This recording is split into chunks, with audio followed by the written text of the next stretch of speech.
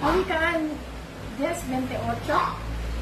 Ang pag-asa ng matuwid ay magandang kahinatnan, ngunit ang pag-asa ng masama, ang dulot ay kabiguan. Hallelujah.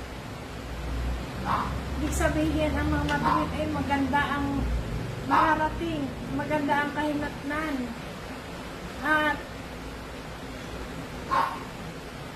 lahat ng ating mga blessing ay tayo ay bibigyan.